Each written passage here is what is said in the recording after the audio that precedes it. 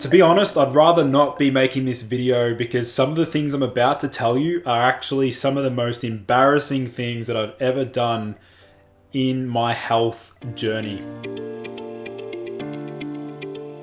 What's up guys, my name is Lucas, and in this video what I'm going to do is share with you some of the most embarrassing or biggest health mistakes that I've made, and hopefully it'll give you some insight into, I guess, the way that I think, and also hopefully prevent you from making the same mistakes. So for those of you who are brand new to my channel, please do hit that subscribe button down below if you want to keep up to date with the latest and greatest health information. I want to share some of the crazy things that I've done over the years. The very first health mistake that I've made is experimenting with something known as Conium maculatum, also known as Conium maculatum. Just to give you a quick heads up, please do not do anything that I've mentioned in this video because there are some things here that I highly discourage people from doing. So I'll give you a bit of the background story. So the reason why I was so interested in sort of experimenting with Conium, and by the way, what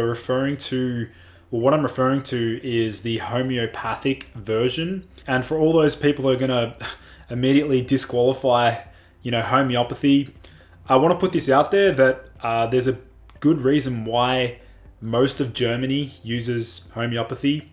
There's a good reason why millions of people in India still use homeopathy. And if you just take a step back and have a think about, what homeopathy is actually doing, it's essentially working through, I guess, hormesis, which is a mild, very mild stressor to sort of see the body adapt. So anyway, back to Conium maculatum. So I first was interested in Conium because at the time I was having dizzy spells, I was getting lightheaded, I would feel physically really weak, in the gym. Basically, this remedy is poison hemlock, and this particular medicine is famous because it actually poisoned one of our great philosophers, Socrates. Anyway, this particular remedy, if you consume the actual herb, it's actually rich in many toxic alkaloids, which can actually cause paralysis and death from respiratory failure. Basically what happens is the victim of hemlock poisoning can't move,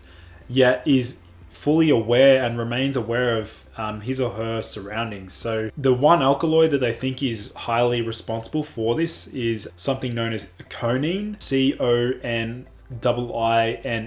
But basically, I want to share with you what I experienced when I used this particular remedy. And after going to a professional homeopath a year later, realizing that particular remedy was absolutely contraindicated for my constitution. So let me explain what this remedy did to me, and I'll give you a bit of a background into how it made me feel. So the first effect that I noticed was that I started getting weird facial twitches, and I sort of felt like I was getting, weird like microspasms, and I was getting a little bit concerned, but at the same time I knew, it's all right, it'll just pass. And obviously it did after a week or so, but this was also accompanied by this really weird type of anxiety where I was feeling like I was so overly analytical about what I was about to say. Like I was really cautious, almost like a panic fear response about just speaking to people. And that effect lasted for like 7 to 10 days. And also some of the other effects that I noticed was that it actually exacerbated the dizziness and lightheadedness. And this was because I used the wrong potency. I think at the time I used 3 doses of a 30C potency. So this was a huge learning lesson to not mess with homeopathy without consulting with a professional. And if you look up the Conium maculatum, this particular remedy, if you look up the provings, which is like when you overdo the remedy, which is what I accidentally did, the typical biohacker mindset is more must be better. If you look up the symptoms of Conium proving, which is like overdosing, it basically is all the symptoms that I listed out. So it's definitely something, a big learning lesson for me not to mess with homeopathic medicine. It is a medicine without obviously consulting a professional. And I am aware that there's going to be a lot of people that are going to be, mentioning that homeopathy is entirely placebo. But I mean, there's more and more research coming out about the benefits of homeopathy for a wide variety of conditions. And I don't talk about it on this channel much because, again, cautious of everyone feeling hesitant and highly judgmental when it comes to homeopathy, because, again, you guys know that I love to share content that's fully evidence-based and well-researched.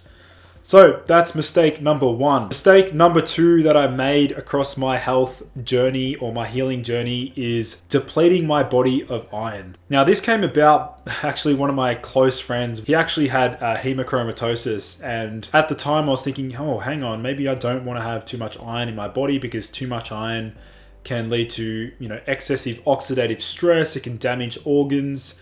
And in general, this is true. Too much iron is really problematic for both men and women. But at the time, I was like, okay, well, how can I reduce iron content in my body? How can I reduce the iron burden on my body? And what I did was I started donating blood. I think it was every 12 weeks. I was mega dosing vitamin B1, like above 400 milligrams per day. I was using curcumin supplements. I was taking microdoses of C60.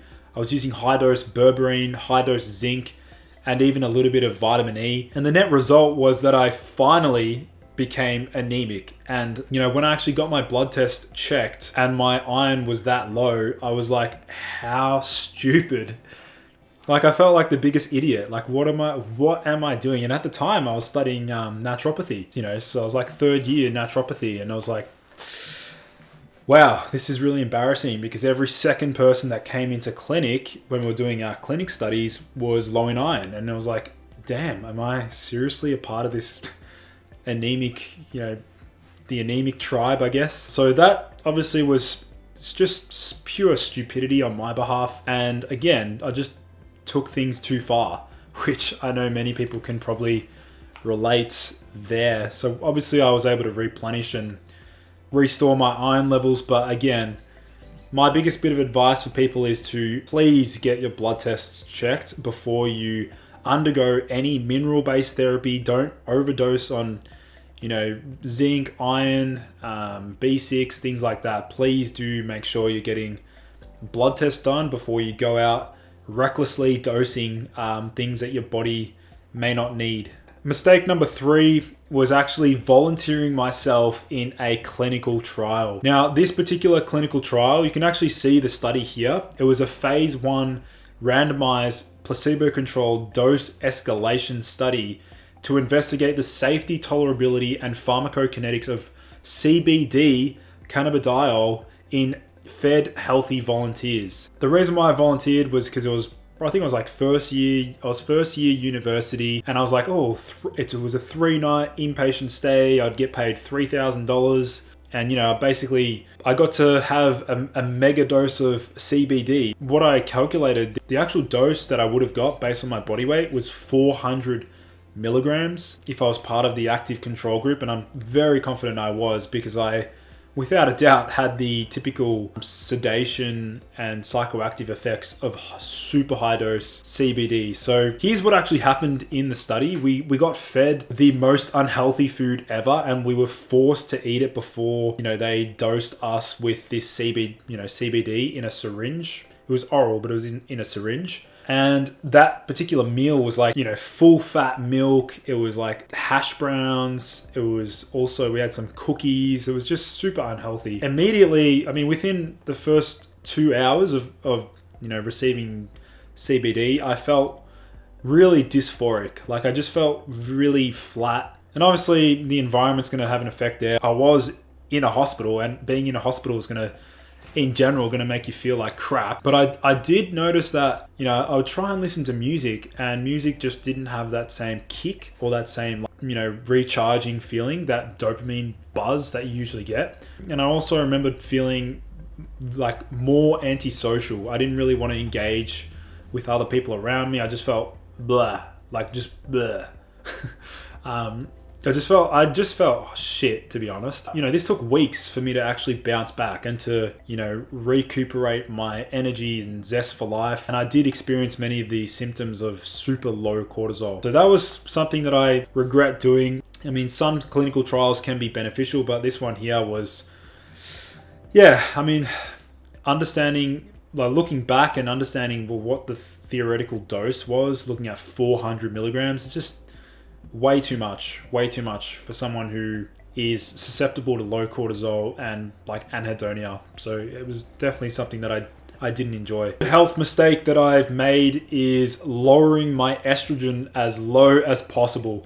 Now, if you're a guy that's, tried to optimize your testosterone or your hormones, you've probably researched the differences between testosterone and estrogen, and you've probably realized, oh, well, hang on, estrogen is higher in women, and so why do we as men need estrogen? And basically what I did was I didn't use any of the potent pharmacological aromatase inhibitors. I was really against like aromasin and letrozole and anastrozole, all of these Arimidex and things like that. I didn't use any of those. But what I did use was basically every single natural aromatase inhibitor, anything that could lower it as much as possible. I was mega dosing zinc. I was using super high dose calcium D-glucarate, very high dose tonkat Ali. I was also using a specific type of methoxy isoflavone. Here's basically what I noticed. I mean, the first symptom that appeared was there was no more morning wood. Like I just didn't wake up with an erection. That just completely died off, that disappeared. I obviously had zero libido or sex drive, it completely crushed that. I noticed like sore joints and clicking and popping in my knees, which I never ever get. I also had like a flat mood effect, and that makes sense because actually in some rat studies, they've actually administered estrogen, like estradiol, into male rats, and it actually exerted an aphrodisiac effect, which is just ridiculous. Like you think, oh, well, how does that work? Well, estrogen is very much responsible for male sex drive. And this is something that many bodybuilders will know. When they lower their estrogen too far, it can mess with their mood, their joints, their brain health, their libido and things like that. So hopefully you guys learned something new in this video. You learned what not to do. I just wanted to make this video to share some of the biggest health mistakes that you've made. And if you want, drop a comment down below. What are some of the biggest mistakes that you've made in your health journey? Thanks everyone for tuning in. I look forward to seeing you in the next video.